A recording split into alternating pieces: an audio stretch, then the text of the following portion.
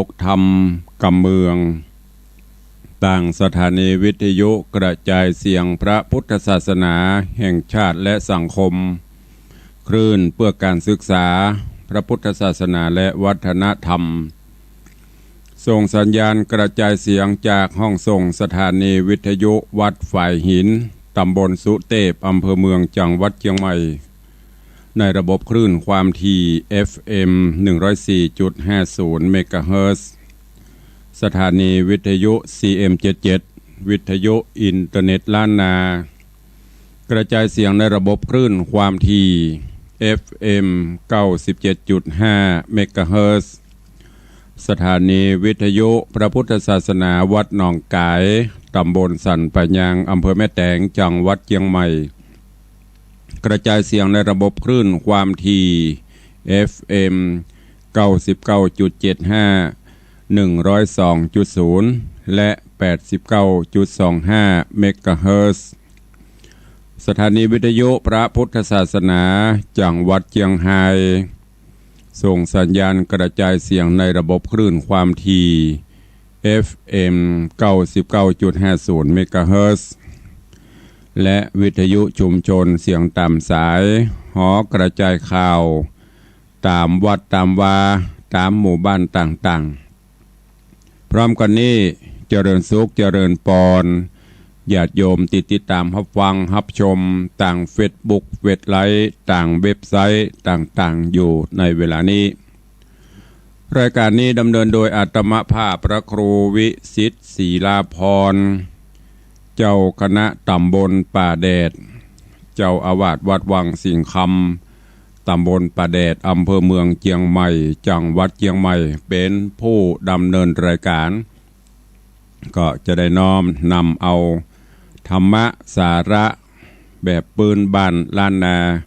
มาเทศนาปปะกับญาติโยมต่างหลายเป็นประจำ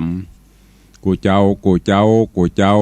ตั้งแต่เวลา6 โมงป่ายซะหน่อยไปถึง7 โมงโดยประมาณ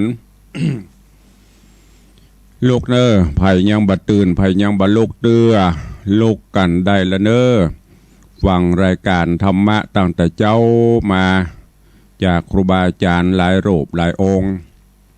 ที่จบไปตะกี้ก็ท่านเจ้าอาจารย์มหาประสิทธิ์ชยาพินันโทจากวัดจังกำป่าซางก็จบไปเตื้อเผอมิ่งรับไปลูกใดละเนอตอนนี้ก็เป่งลึง6 โมงป่ายแล้วลุกล้างหน้าล้างตาเตรียมตัวเตรียมกายเตรียมใจประพฤติวัดปฏิบัติกิจกรรมกิจการหน้าที่แต่ละท่านแต่ละคนหน้าที่ไผหน้าที่มันตื่นเจ้ามาล้างหน้าก็คือตรวจสอบดูตรวจสอบพอหน้าที่เฮาเป็นอะหยัง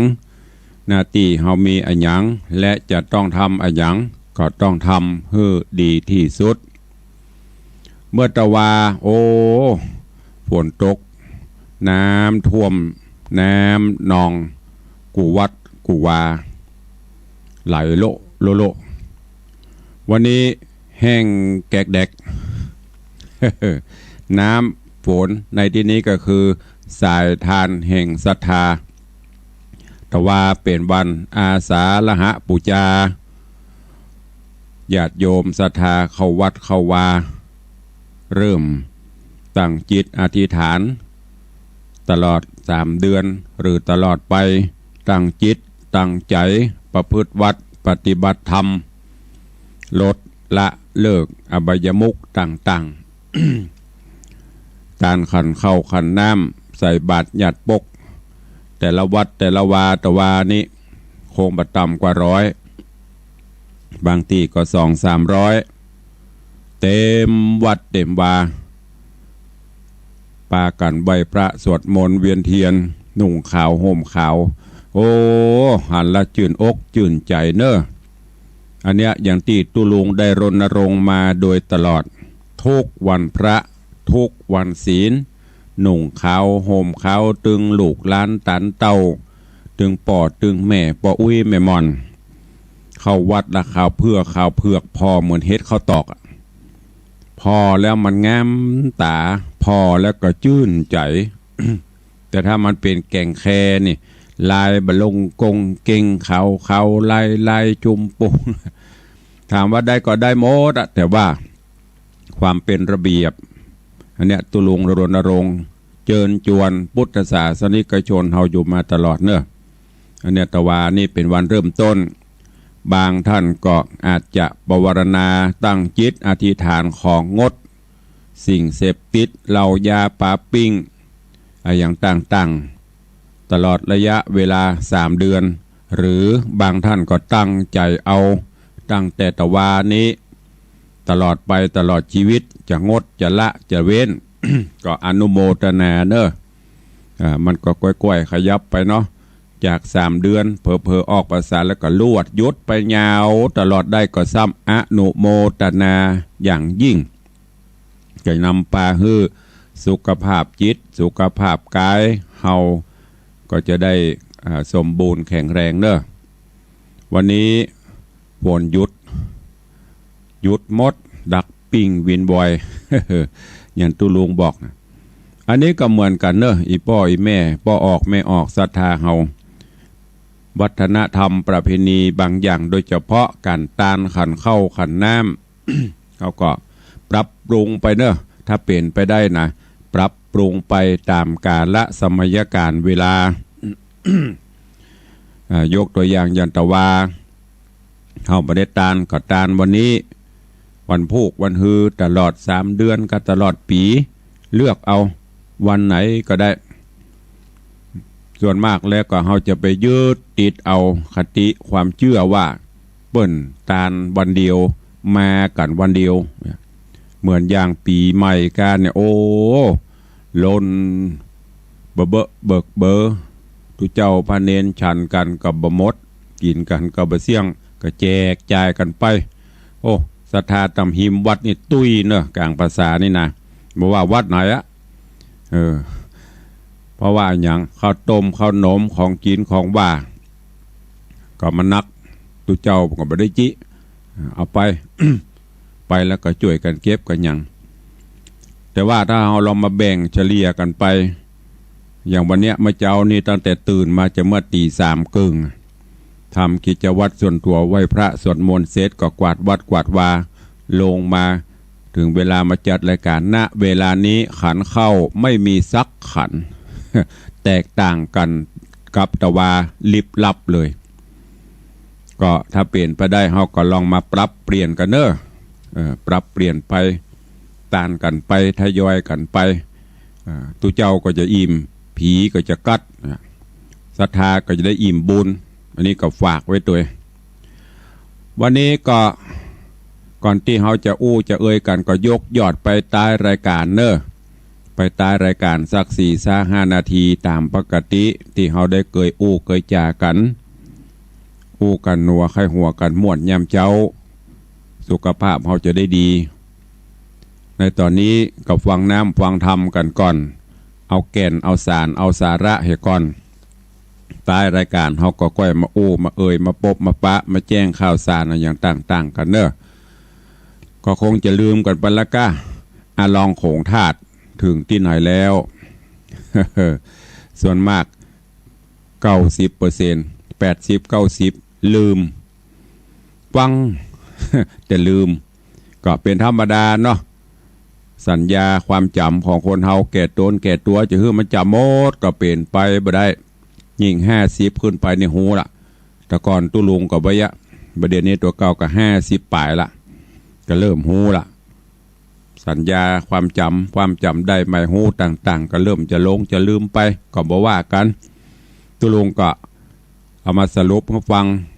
ย้อนไปหน่อยก่อนที่จะฟังในตอนต่อไปเพื่อหวนนึกคิดถึงว่าถึงนี่กะ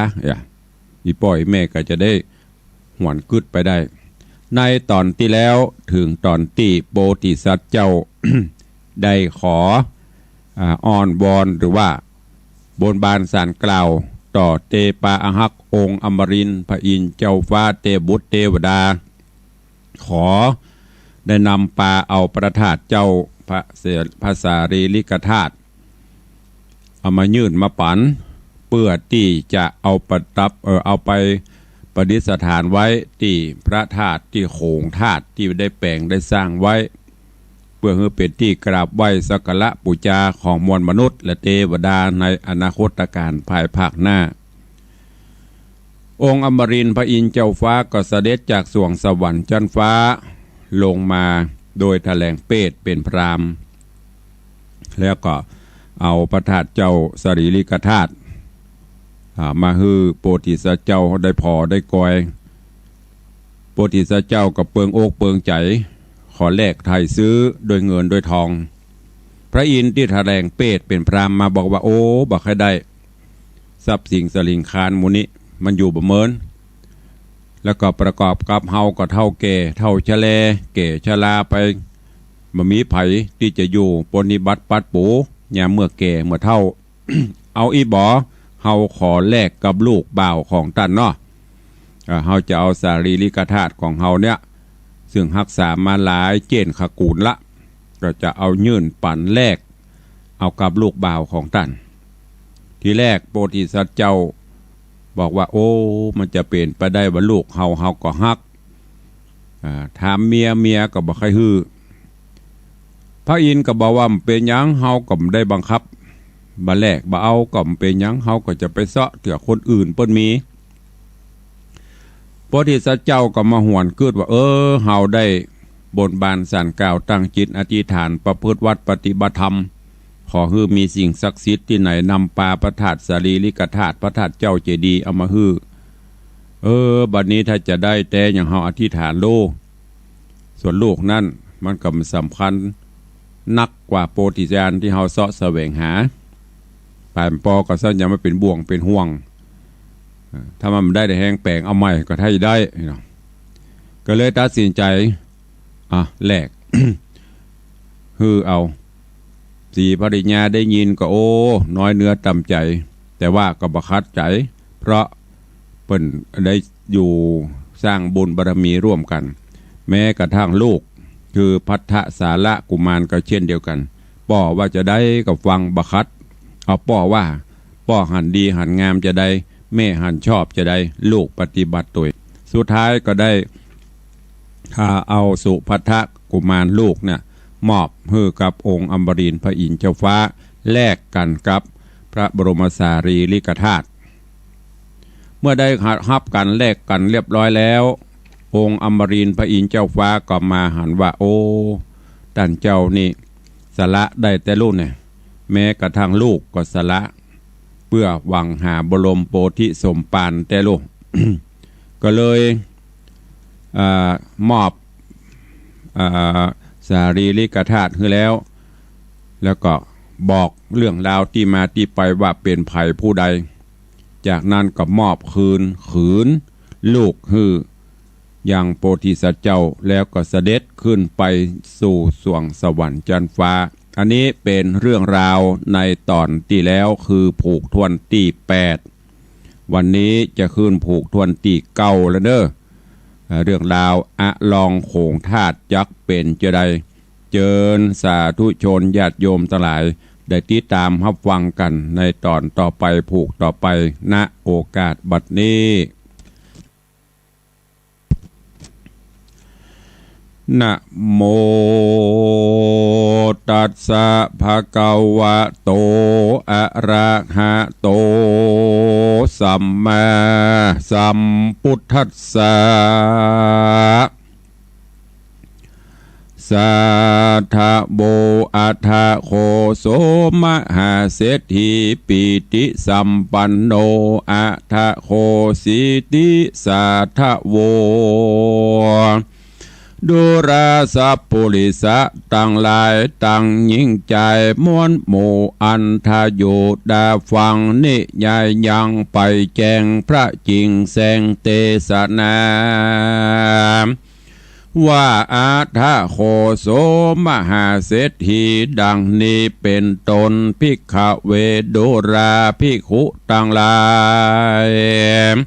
อันเป็นสายอริยะเจ้าลูกศิษย์เก้าพระมุนีอันว่าเศรษฐีบุญกว้างสมไฟอังพาธนาได้เกษาพระเจ้าตนเป็นปิ่นเกลาวิปัสสีอัญจุลีบดีเต้าใหญ่คือเตปะไทยอินตาหากนำมายกยืนมีใจชื่นยินดีปีติมีลายแหล่ชลาแผ่กาญาตังบูตาลูกเต่าและนางหนุ่มเนาเมียแปงบอกกินแหงต่ำก้อยหน้าชื่นจ้อยเจยบานหน่อโปที่ญาณตนองค์อาจจริงถอยวาดจะคอยซึ่งนางสายใจเมียมิงและลูกหักยิ่งแบ่งเมืองว่าดูราสรีบุญเรืองเฮ้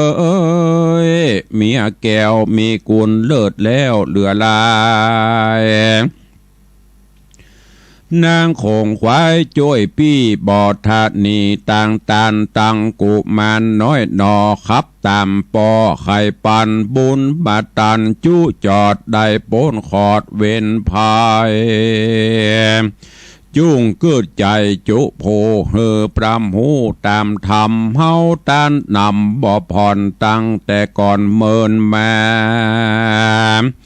ของนาดนาหน่อยใหญ่ด่านเสียงควายจุวันบ่เกยหันขาดแห่งไหลมาแทงเนืองนองมีถมท้องมากเต่าดังแต่เก่าอ่อนหลังบ่เปปังกลาดกร้อยบ่หูน้อยบางตาพิจารณาพิจารณาดูหลากกึดแต่หากกวนอามแม่นบุญตามช่วยกรรมหือสมบัติพร่ำบัวระมวลสมเปิงกวนอย่าขาดอย่าประมาทตังบุญกระตามโดนข้ามเจ้าตราบต่อเต้ามรณาขุนอินตาบุญใหญ่เตปะไทยคงสะวันได้เล็งหันแจงทีบ่มีที่สังกาจริงนำมาไหววาดยังพระธาตุกุลลายมาปันได้โยกยืนโดยใจชื่นยินดีย้อนปารมีกว้างใหญ่เฮาสร้างไว้จอมกันหน่อคุณท่านยอดซอยไขกล่าวถอยกำหวานซึ่งพาทะสาละกุมารลูกเต่าและนางหน่อเนาสุพัทธามีนาหลายสัมจุผู้พร่ำเจยบานก็มีหันและนาตาทะนันตะรังลำดับนันไปนาบ่อนเดินจ้าเหิงนานดอโปธิญาณตนองค์อาจก็เอาพระธาตุเกศาไปถาปานาใส่ไว้ในโค้งใหญ่เจดีย์นอกปุรีเมืองกวางอันได้สร้างเมินมาแล้วฮืดาปอยใหญ่มวนเล่นควาย7 วันของวันมันพร้อมพรำตั้งเข้าน้ำปัจจัยโยกดันไปครบควายตั้งหน่อยใหญ่ยิงใจมีดวงไหลม้วนหมู่เสียงสะสูดเนืองนานการ7 วันมาฮอดหน่อเจ้ายอดบุญนาก็วันตาขับไว้ยังพระธาตุใหญ่เจียงคานอธิษฐานหยาดน้ำไปจุกรรมที่สาตังเทวดาฝากฝ่าถึงแหล่งลามหาโพรหมพญาโยมราชยักษ์หาวหาดกุมพันสัตอนันต์มวลหมู่เฮือพร่ำหูอนุโมทนา ว่าบนได้นาแต่เก้าตราบต่อเต้าถึงปลายข้าขอภายใหญ่แผ่ไปรอดแก่สัตตาตุกติสาน้อยใหญ่พับเสียงไข่จักกวาลขอผลบุญตันนี่เราไปหอดเจ้าจุตัวตนขอกุศล ทรงโยเฮได้อยู่สวัสดีเทวดามีจุห้องทุกเตตองสากลเทวดาบนอากาศปัปปตาราชสิงคอนอยู่สากรเมตตามอยู่เถื่อนธรรมดงนะตั้งคุณอินตาบุญใหญ่ตลอดควายมหาพรหมพญาโยมหาดหาวตังต้านเต่าเวทสุวรรณยักกุมพันครุฑนาคพร้อมจุภาคนางธรณีจุงยินดีโยมจื่นหย่อยกยืนอนุโมทนากันหนอพุทธาบุญใหญ่เมียนเสียงควายไข่สารก็บันดาลความเขือกวันยาวเยือกอัศจรรย์เกิดมาปันบ่อจ้าหันตอดนาบัดเดียวก็มีหันและนาตามาถังปะกาเซนโตสัทธาอาหาสัทธาสัพปัญโยพระพุทธเจ้าโตโหนเป็นปิ่นเกลาติโลกาจารย์หันอาติตาเนตานไปแจงพระจิงแสงเตสนาวาตะทะนันตะรังเอกโกลาหะลังจะต่างดังนี้เป็นตนภิกขเวดุราภิกขุต่างหลายอันเป็นสายอริยะเจ้าทุกข้ำเจ้าภาวนากันหนอพุทธาตนองค์อาจสิ้นสุดเสียงขาดอธิษฐานแผ่พละตานไปไข่สัตว์น้อยใหญ่นาตั้งเทวดาฝากฝ่าถึงแหล่งลามหาพรหมนับหลวงกรมบ่โหดได้แสนโกฏจักรวาลอธิษฐานสุดยอดจบเสียงขอดยามใดรวดเร็วไวตันบาทสายฟ้าฟาดทอละนีอัศจรรย์มีหลายซ้ำเกิดขึ้นพร่ำตันตาแผ่นดินหนาไหววันสะตานลั่นเฟือนคลอนน้ำสากอ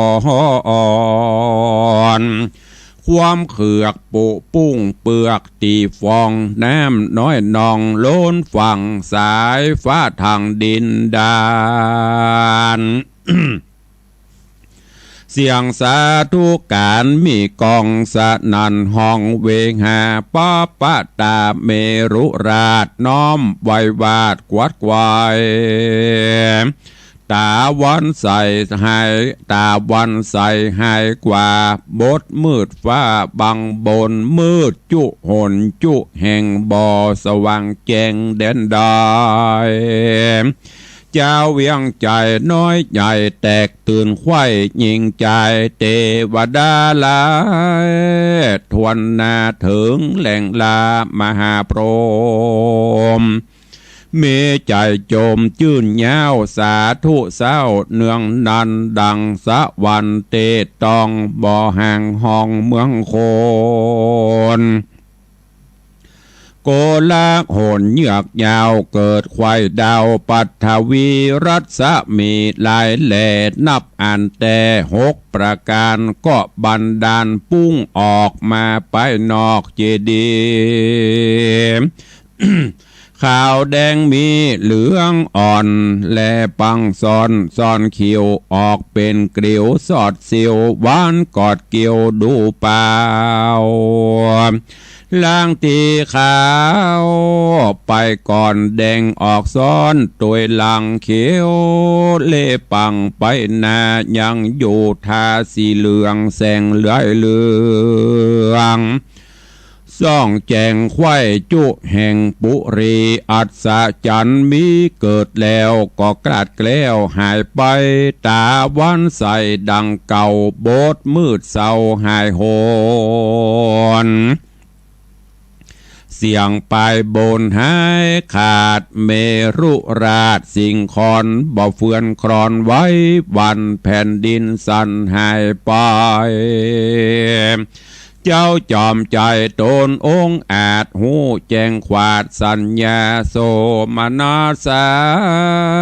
มากเต่ายิ่งกว่าเก่านานนามย่อมือต่ำใส่กล่าวไว้ทาดเจ้าเจียงจีแล้วละนี่คืนสู่ยังที่อยู่เฮือนตนก็มีหันและนา อาทะในกาลานอนใส่เต่ายศใหญ่พันธุมตินกรหันสังหอนลายแหล่พาโกดเกตาโตนใจเวบบนสตานกึดพันยันอนตรายเยี่ยวมันพรายเสกใหญ่มาเวทไกลปุรีหรือไพ่มีมาตองในแห่งห้องสันดานจิงเรียกโหละจันผู้เฒ่ามานั่งเฝ้าหอในแล้วจะใครบอกเราหูเก้าตามมีโหราบดีผู้ใหญ่ก็นบใบทูลสาว่าคาแดมหาราชเจ้าโตนเป็นเก้าแก่เวียงใจอาจจะจันใจหลายแหล่พาโกดแก่สายตาเมื่อยามมาแต่ก่อนข้าขอจี้ไข่ปันอาจจะจันนั้นใส่บ่แม่นเสือกใหญ่จักมาบ่แม่นเทวดาคิ้วโคดจักฮือโตดเจ้าเมืองตนบุญเรืองโยดยาวตั้งแม่เต้ามาเหสีกันยามีหนุ่มเทาอำมาตย์เก้าเสนาจุมพระจาจุผู้กล้าอัน กล้าอันอยู่เวียงใจบ่มีภัยมาตองในแห่งห้องกาญาเหตุหลายหลักการนั้นเล่าเกิดย้อนเจ้าเศรษฐีศรัทธามีบ่ผ่อนเอาลูกน้อยอ่อนเด็กขาแลกกับเกษาพระเจ้าจากพรามเท่าแดนใดแล้วนำไปใส่ไว้ในโขงใหญ่เจดีย์นอกปุรีเมืองกวางอันก่อสร้างเหมือนมาแล้วดังดาตันตอดกำหนดจอด7 วันโคนเนื้องนานมวลหมู่พองมาสู่ขอตานพ่องใจบานมากไกลโนบน้อมใบปูจา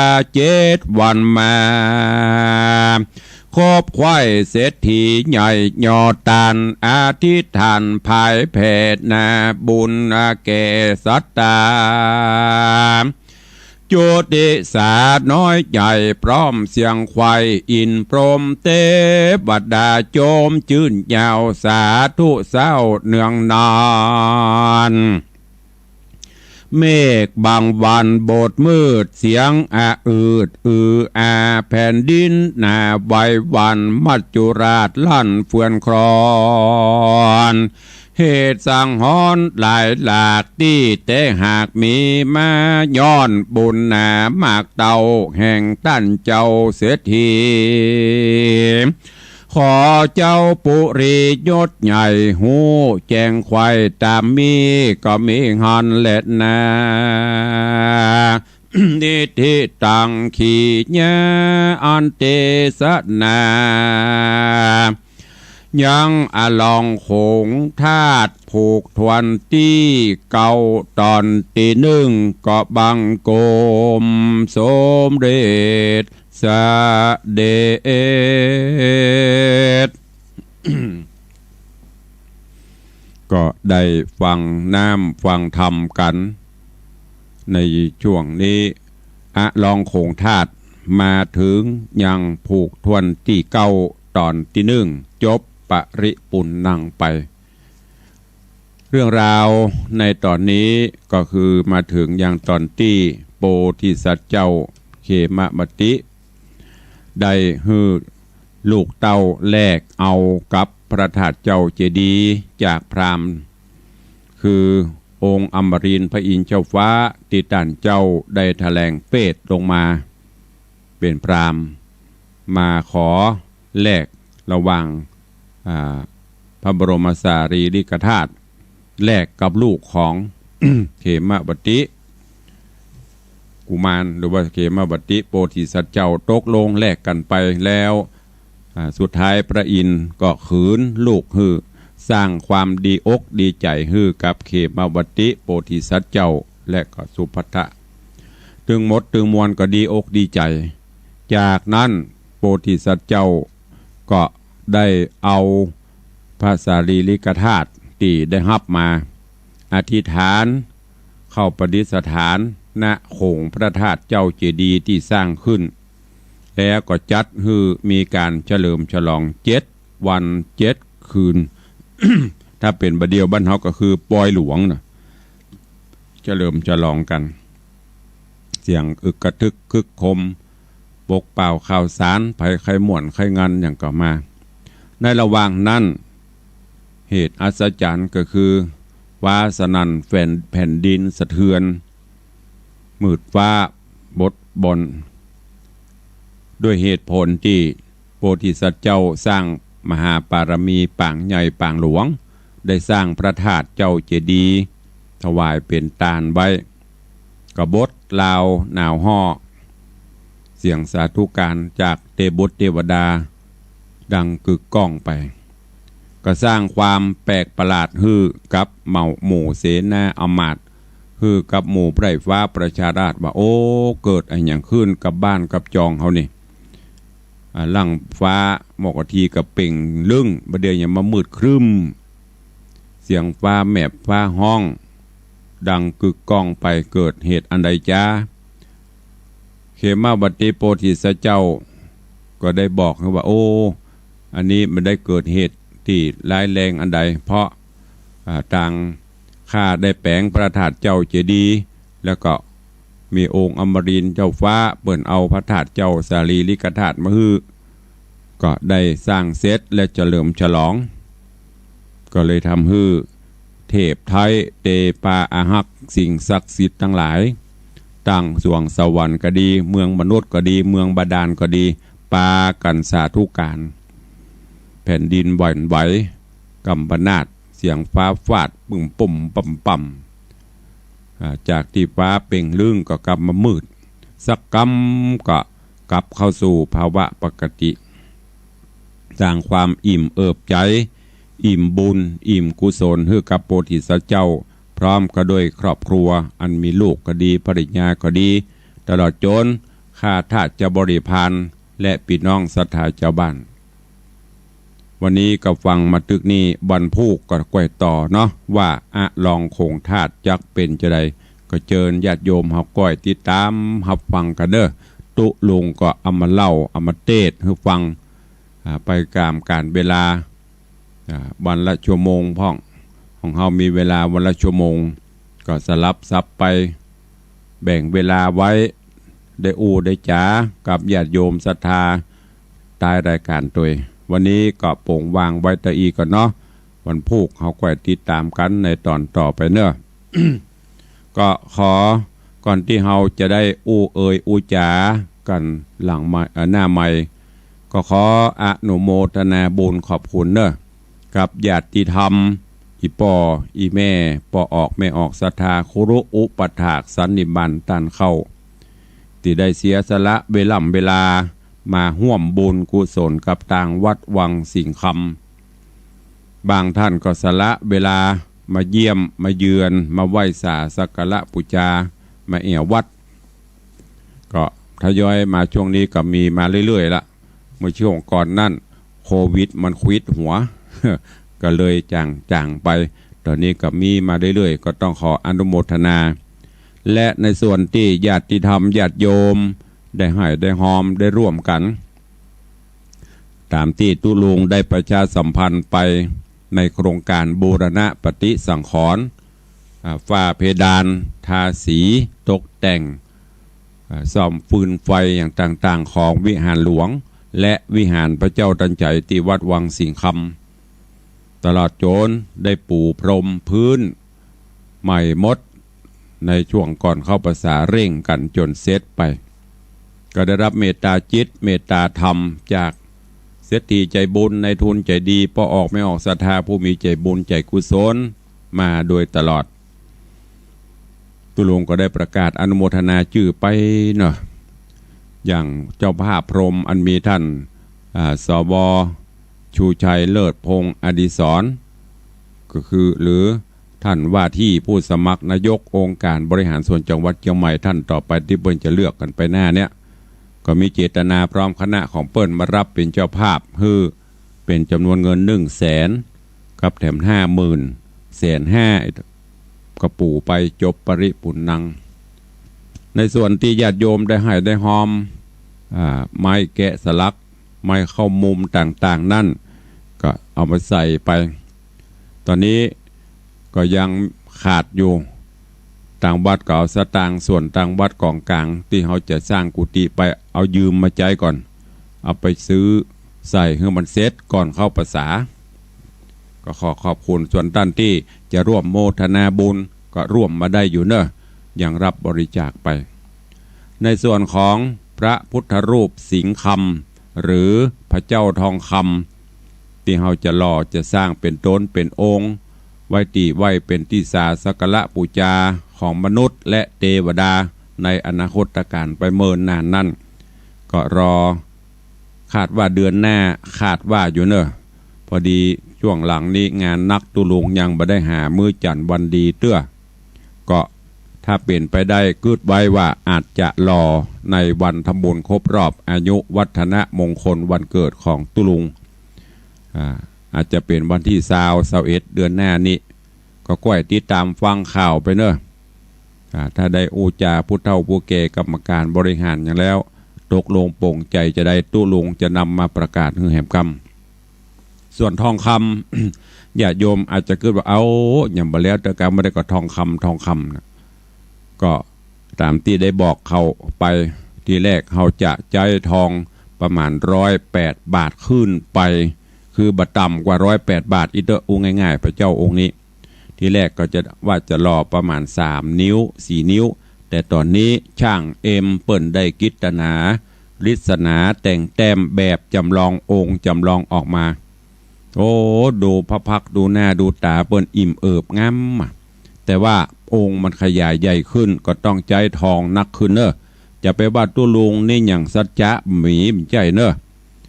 ทีแรกก็ตุลุงก็ตืมบอกว่าเขาได้108 บาทแต่ตอนนี้มันก็ทะลุละแต่ว่าพระมันองค์ใหญ่ขึ้นมันก็ต้องเพิ่มทองขึ้นไปดังนั้นญาติธรรมญาติโยมยังมีโอกาสสร้างมหากุศลปางใหญ่ปางหลวงเนอะพออย่างโพธิสัตว์เจ้าเปิ้นแปลงพระธาตุเจ้าเจดีย์บดายฟ้าสนั่นแผ่นดินสะเทือนโดยบุญกุศลอันนี้เฮาสร้างสารูปขององค์สมเด็จพระสัมมาสัมพุทธเจ้าโดยทองคำบริสุทธิ์หาได้ยากแล้วก็บารมีถ้าบารมีหรือบุญเฮาบ่ได้ห่วมกันแต่ก็บ่ได้สร้างไว้แล้ว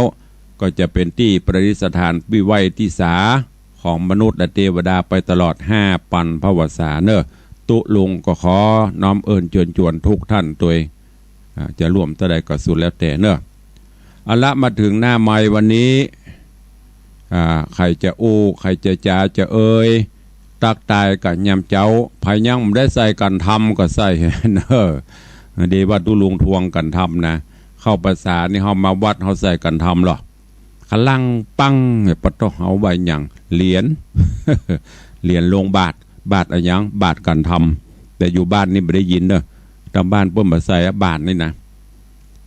ก็อูเลนพ่องแต่พ่องเนอะถ้าใส่ได้ก็ดิ้งกลางภาษา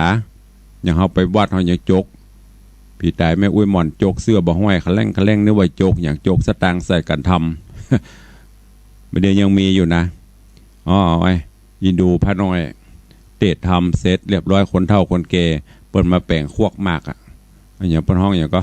ตะล่อมควกหมากเอาสตางค์เหรียญหน่อยห่อกระดาษหนังสือพิมพ์มอบแม่เน็บไปยังมีอยู่นะเดียวนะความจริงมันหมดยุคละแต่ว่าเปิดกับรักษาไว้อยู่อันนี้อู้เล่นไปได้แต่ถ้าใส่ได้ก็ใส่ไปหอมไปหอมแล้วมันเต็มแล้วไปในดวงปุ่นกว่ามาหอมวันเกิดตุลุงพุ่นเนอะใส่ปะเตอะวันละ100 200วันละ10นะสาว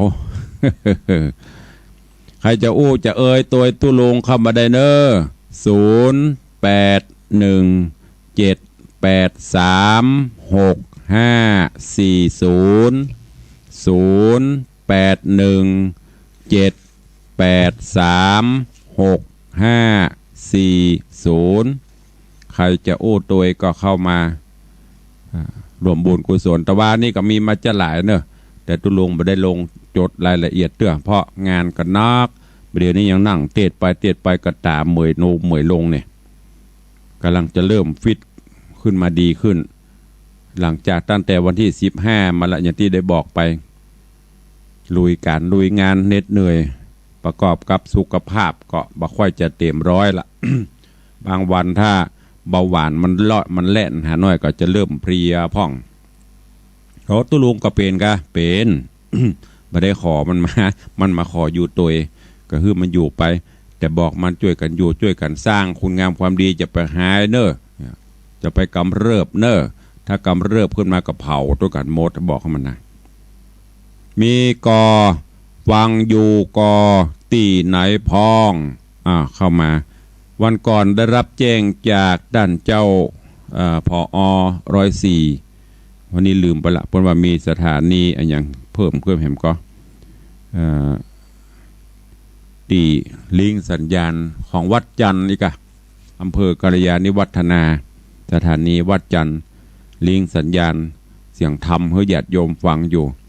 ถ้าฟังอยู่ก็โทรศัพท์เข้ามาร่วมเจริญปอนใส่กัดทำแล้วยังใส่แล้วเจ้า20 บาทได้กี่วันเช้าก็เอากันเนาะก็น่ากันวันเช้าเพียถึงเดือนสิงหาก็มิจะนั่งแล้วเพียเดือนหน้านี่วันเช้าก็เดือน600น่ะ2เดือนกับปัน2เติมแหม300ปัน5เนาะเจ้าถ้าได้ถ้าเตรียมแหมน้อยก็ได้สั่งแกน2ปันจับพอดีสาธุเจริญพรขอบคุณโยมแม่จำนงเขื่อนคุ้มแฟนคลับรายการตัวจริงเสียงจริงโทรเข้ามารายงานตัวยามเจ้าพี่น้องตังกัลยาณิวัฒนาตังแม่แจ่มมื้อนี้ฟังได้ก็สถานีเปิดฟังได้ก็แจ้งผลการเข้ามาถ้าแจ้งเข้ามาได้ก็ดีเจริญปอนโยมแม่ศรีนวลนมัสการเจ้าฟังไปฟังมาหายแซ่บแต่ว่าก็รู้วันนั้นเขานั่งจัดขี้ปุ่มแบบปองเพียกับเพียเป็นว่าดัก แต่ว่านี่เทปแม่กันรับไล่รู้วันนั้นตกใจเลยนะมันไปแล้วแต่ไฟเนอะไฟมันอาจจะปักหม้อไฟอย่างช่วงนี้หน้าฝนมันเป็นอย่างเงี้ยต้องอดทนเมื่อคืนนี้แต่งตัวเช็ดด้วยไปสวดทำวัดเย็นกันสวดมนต์8ที่วัดฝนลงมาเนี่ยนี่มีสักเม็ดขอบคุณเนอะเจริญปอนเนอะเจ้านมัสการเจ้าแม่ศรีนวลรันจวนปัดติ้วไปลืมใส่กันทำนะแม่ศรีนวลเนอะคู่คนน่ะใส่ไปวันเสาร์พ่องวัน50พ่องวัน100พ่องเดือนหน้าแล้วนะจะไปว่าเมินเนอะเดือนหน้าเป็นวันรวมญาติเดือนหน้าเป็นวันงานใหญ่อายุวัฒนะมงคล1 ปีมีครั้งเดียวเป็นวันรวมญาติธรรมทั้งคลื่น104ทั้งคลื่น96ทุกคลื่นทั้งคลื่นนองกายคลื่น CM77 ที่ฟังอยู่นะตอนนี้ยังประกาศเด้อเพราะว่ามันก็เหมือนแต่ว่าเกินนำไว้21 สิงหาเป็นวันรวมญาติธรรมจะได้มาพบมาปะมากินข้าวน้ำมาจำข้าวตอนโดยกันที่ในวังงานอย่างตุลุงงานวันเกิดตุลุงถ้าอายุวัฒนะมงคลนี่จะงงวันเกิดตุลุงหันมาละแม่เสียถีหอมบรรลัดตั้ง920,000ว่าใด เจ้าสาธุเจ้าตะลุง เจ้า ฟังดิเจ้า เจ้า สวาไปวัดเจ้า เจ้า ฟังธรรมอานิสงส์ เจ้า วันเข้าพรรษาแล้ว เจ้า เจ้า จะได้ไปทำบุญใหญ่แล้วเนาะ ได้เตรียมไว้เพิ่มเติมเข้าไปเรื่อย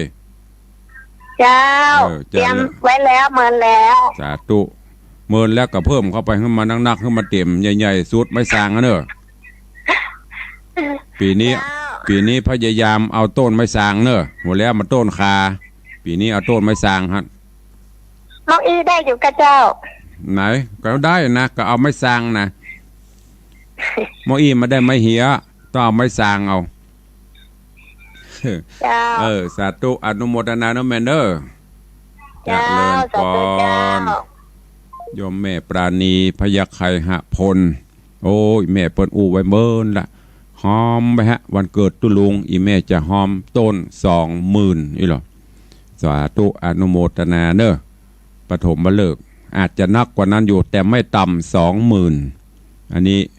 โดยเมตตาบารมีบวรณาของโยมแม่ปราณีพยัคฆ์ไคหพลสิงห์ใต้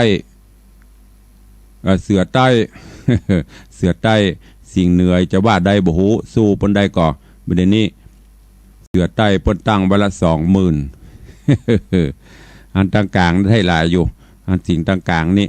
ปเลี้ยงส่งให้ได้เป็นแสนอยู่ก็อู้แซวกันแต่พ่องเล่นพ่องเนออีปล่อยแม่ไปซีเรียสฟังรายการตุลุงนะจะเป็นจะเอะ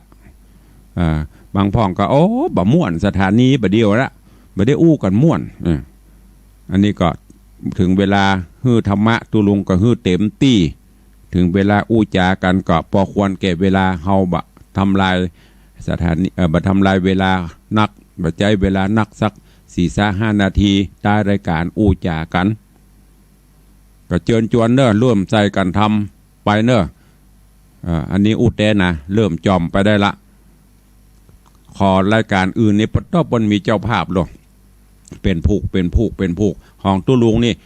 ก็จะ20 ปีนี่ไม่เคยไปออกบอกกล้ากันท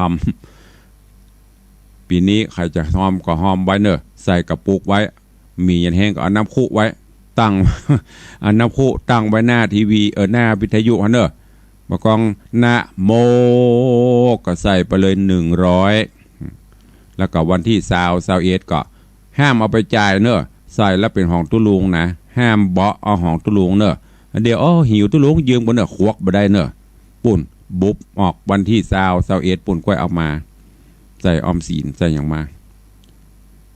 โอ้ดักปิ้งก้อยใครฟังอยู่บัดทีตะวานี่บอกว่าสถานีได้ลองสถานีดักเด้อแม่เป็นเจ้าเฮยโทรตัวอยู่โล ที่วันนี้มาออกเจียวป้อมอู้ตัวซักโคนไปดีน้อยจ่อยมึงกันดูโอ้ถ้ามันโลนะโอ้เพียจะได้กระตึงลูกเหนื่อยจะได้กระตึงมาอันถ้ามัน2 สาย3 สายนะโอ้กำลังใจมันมีว่าซื่อๆแล้วนะบะบิดบะเบี้ยวถ้ามันโลเนี่ยมันเกิดตลอดโอ้สถาปนฟังหลายโล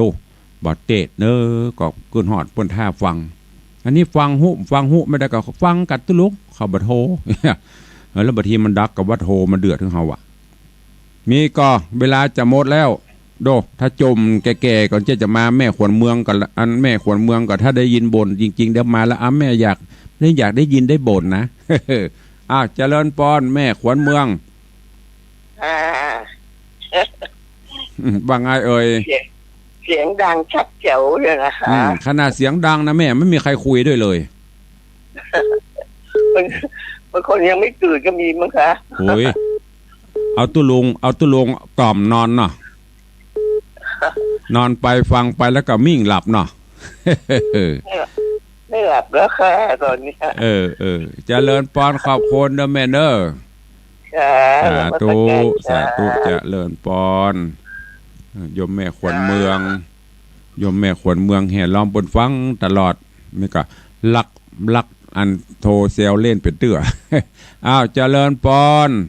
เจ้านมัสการเจ้าตะลุงใส่กันทำด้วยยัง ก่อนอื่นอันเฮนี่บ่ได้สักบาทอ่ะถ้าประเภทจะอีนะถ้าประเภทจะอีนี่บ่ได้สัก25ถ้าจอมแล้วตัวลง20นั่นเด้อเฮบ่ได้สักบาทอ่ะอู้เล่นบ่ได้อ้าวขอบคุณเด้อที่โทรมารายงานตัวจ้าตูถ้าถามว่าซ้อมกันทำแล้วก็เฮนำถ้านึกก็บ่ได้สักบาทอ่ะถ้าว่าอันจอมละตัวลงวันนี้อย่างอันแม่อย่างก็ดื่มไปละตั้งกอกโมนนี่นั่นเปิดดึงห้าวหรอใส่แล้วเด้อ50 บาทอ้าวเจริญปอนสายต่อไปไอ้สาเจ้าถ้าโจมนักก็มาหน่อยถ้าบ่โจมก็ดักปิ้งเอาภายรายงานตัวแม่สีนวลมัดปะโบงแม่แต่งเจ้าใส่กันทำละสาวใส่แล้วเจ้านี่กะอันเฮนี่มันได้สักบาทอะถ้าใส่แล้วเจ้านี่แสดงวันรับตุลุงจดตัววันเนาะไผว่าใส่บ่ใส่นะขอถึงวันงานต่ำจะบอกหมอกเจริญปอนเด้อแม่เด้อเจ้าตูเสี่ยวคนเท่ามาเจ้าเจริญปอนไปกับเจ้าตุลุงจากนายเจ้าจากไม่คือโดยสเก็ตเจ้าการทำสารยัง5 บาทไปจะไปมาครับวันเกิดตุลุงอ่ะก็น่าก็ใส่ว่าเรียนอากาศวันร้อยอ่ะเจ้าเจริญปอนเด้อเจ้าไว้ตาเจ้าจากแม่คือดอยสเก็ตเด็ดสกอยเหลือเวลาอีก2 นาทีสุดท้ายไผจะโอ้โตยก็โทรมาจะไปว่ากลัวเสี่ยงกันทำโอ้ยตุลุงได้ถามกันทำนะถามปะยะนะได้ก็เอาได้ก็บ่เอามันได้แต่กระดิ่งเสียวเล่นมาเจ้าบ่ได้เนอลูกเนอไผยังบ่ลูกเด้อตะกี้แม่คนเมืองบอกว่าถ้าจะหลับก้าหรอ6 โมงไปแหม3 นาทีจะ7 โมงแล้วเด้อลูกได้แล้วเอาตุลุงไปกู้กล่อมนอนนี่หมูนี่เดี๋ยวต้องปรับ3 เท่ามีก็ภัยจะอุตยเข้ามา0817836540เอาเด็กหญิงจันคำปิดท้ายรายการด้วยการทำ5 บาทเอาว่าจะได้ไข้หัวนี่หมายถึงจะได้หอม5 บาทอีกวางตึงวันอ่ะมาใส่การทำสักวันอ่ะเนาะใช่ค่ะเจ้าพุทธวันอันนี้พุทธวันอันอะไรก็ที่ว่ารวมอย่างน่ะใส่ตะได้รับเรียนนี่ได้ตะได้กี่ร้อยล่ะยมหูแต่หอมว่าท่านนี้ก็ใส่2ไปขอต่ำน้อยขอมันน้อยจะบอกหมอกเขาหน่อยปั๊บเนอะอุ้ยเนอะเจริญปอนเนอะอุ้ยมอนเนอะเจ้าสาธุแม่มอนจันคำแสงบุญแฟนคลับแฟนรายการเอาแล้วเนาะเวลาจะหมดละมีไพโทตุลุงละคุณลุงก็จะไปละวันนี้ก็อนุโมทนาขอบพระคุณกับท่านผู้อำนวยการทุกสถานีเนอะบอกว่าจะเป็นแม่ข่ายลักเฮาท่านเจ้าจันทร์พระครูสมุวิศวัตรวรกิจโจผู้อำนวยการสถานีวิทยุคลื่น 104.50 วัดฝ่ายหินท่านเจ้าจันทร์พระครูวัดหนองกาย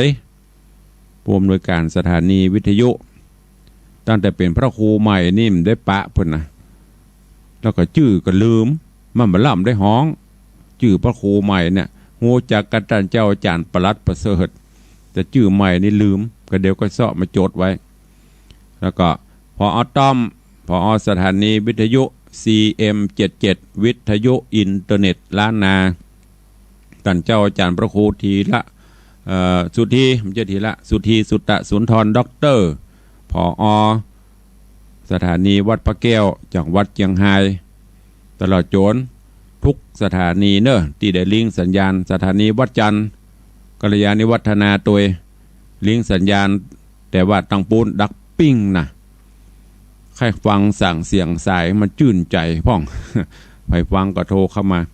ขอบคุณทุกท่านเนอะที่ติดตามรับฟังรายการวันนี้ขอนำรายการจากไปก่อนอันอย่างต้องเต้งเข้ามานี่มีข่าวอะไรจ้างขอบคุณทุกเสียงทุกสายทุกท่านทุกคนเนอะอยู่ดีมีสุข